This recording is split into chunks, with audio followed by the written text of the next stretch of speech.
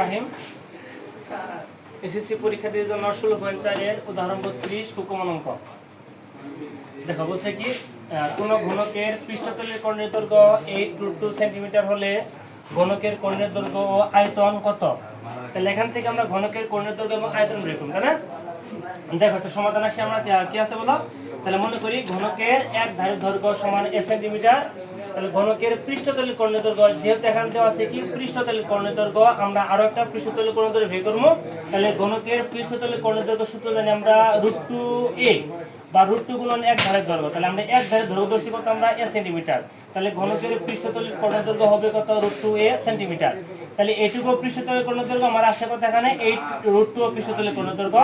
শর্ত মতে কর্ণের দৈর্ঘ্য সমান কর্ণের দৈর্ঘ্য পাইলাম আমরা। তাহলে √2 এখানে গুণতে এখানে ভাগ করবো আমরা, তা ভাগ করলে √2 কাটলে এবং কত খালি 8 পাবো। তাহলে এর মান পেলাম কত, 8। তাহলে এটা কি পেলাম আমরা, ঘনকের এক ধারের দৈর্ঘ্য পেলাম কত আমরা 8 সেন্টিমিটার। সুতরাং ঘনকের এক ধারের দৈর্ঘ্য পেলাম কত আমরা 8 সেন্টিমিটার। এখন আমরা বলছে কি ঘনকের কর্ণ কত, তাহলে ঘনকের কর্ণ সূত্র জানি কি আমরা √2a।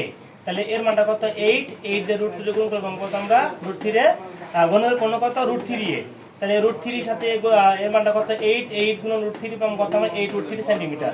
আবার বলছি কারা ঘনকের আয়তন কত, তাহলে ঘনকের আয়তন সূত্র হচ্ছে আমরা জানি a কিউব। ঘনকের আয়তন সূত্র a কিউব, এর মানটা হচ্ছে 8 কে আমরা ঘন করলে পাবো কত আমরা 512 ঘন সেন্টিমিটার। এই অঙ্কটা পরিমিতির অংশের ভিতরে কোন অঙ্গে আসে, বেশিরভাগ কোন অঙ্গে আসে।